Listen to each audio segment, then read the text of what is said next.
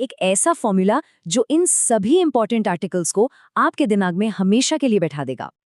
तो ये रही वो मैजिकल लाइन, LSG से NSS। बस पापा वही रुको अब। आई नो सुनने में थोड़ा अजीब लग रहा होगा, है ना? पर यकीन मानिए इसी एक लाइन में सब कुछ छुपा है। तो चलिए इसे एक एक करके डिकोड करते हैं और देखते हैं कि ये जादू काम कैसे करता है। तो सबसे पहले आता है L, हमारी ट्रिक का पहला अक्षर। L से क्या याद रखना है?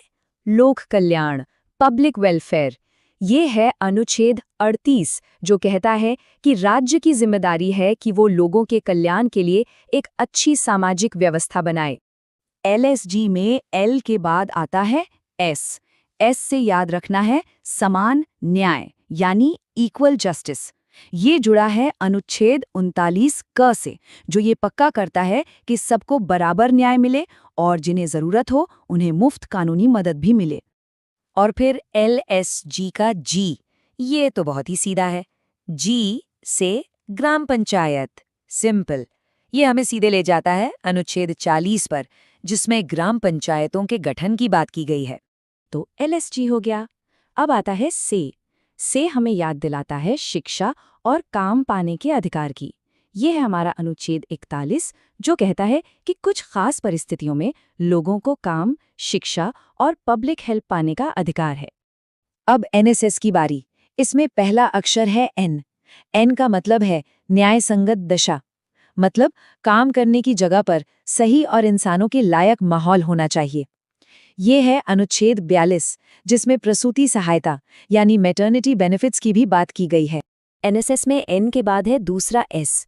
इस S से हमें याद रखना है श्रमिक वेतन यानी वर्कर्स वेजेस। ये है अनुच्छेद 43, जो ये कहता है कि काम करने वालों को कम से कम इतनी मजदूरी तो मिले कि वो अपना गुजारा कर सके। और NSS का तीसरा और आखिरी S, ये एक बहुत ही हॉट टॉपिक है, समान सिविल संहिता यानी यूनिफॉर्म सिविल कोड। ये जुड़ा है अनुच्छेद 44 से, जिसका मकसद है देश के सभी नागरिकों के लिए एक जैसा सिविल लॉ बनाना।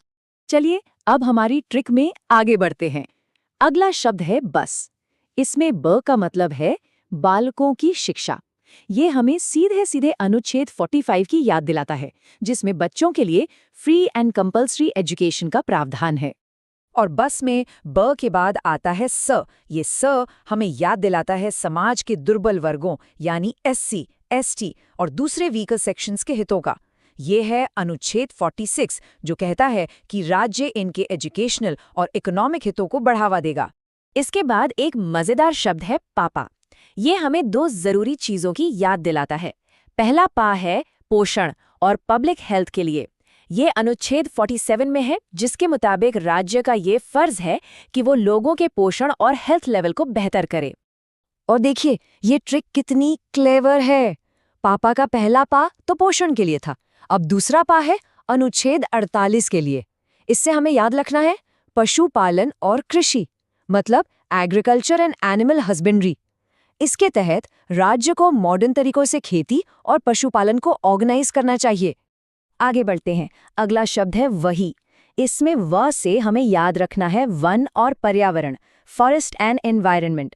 ये है अनुच्छेद 48 क, जो कहता है कि हमें अपने पर्यावरण, जंगलों और वाइल्ड लाइफ की रक्षा करनी है। फिर आता है रुको। रुको का र है राष्ट्रीय स्मारकों के लिए, यानी हमारे नेशनल मॉन्यूमेंट्स। ये है अनुच्छेद 49, जिसके हिसाब से देश के लिए इम्पोर्टेंट हर स्मारक, जगह और चीज की रक्षा करना राज्य की जिम्मेदारी है। अब रुको का को, ये हमें ले जाता है अनुच्छेद 50 पर। इससे याद रखना है कार्यपालिका से न्यायपालिका को अलग करना, मतलब separation of judiciary from executive.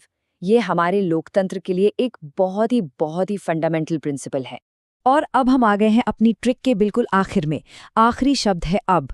अब के अ से हमें याद रखना है अंतर्राष्ट्रीय शांति, इंटरनेशनल पीस। ये है हमारा आखिरी अनुच्छेद 51, जो कहता है कि राज्य अंतर्राष्ट्रीय शांति और सुरक्षा को बढ़ावा देगा। और बस हो गई हमारी ट्रिक पूरी। तो चलिए क्विक रीकैप कर लेते हैं। एल से लेकर अब तक, अनुच्छेद 38 से 51 तक, पूरी की पूरी ट्रिक और उससे जुड़े सारे अनुच्छेद अब आपकी स्क्रीन पर एक साथ हैं। मेरा सजेशन है कि इसका एक स्क्रीनशॉट ले लीजिए, रिवीजन के टाइम ये बहुत काम आने वाला है।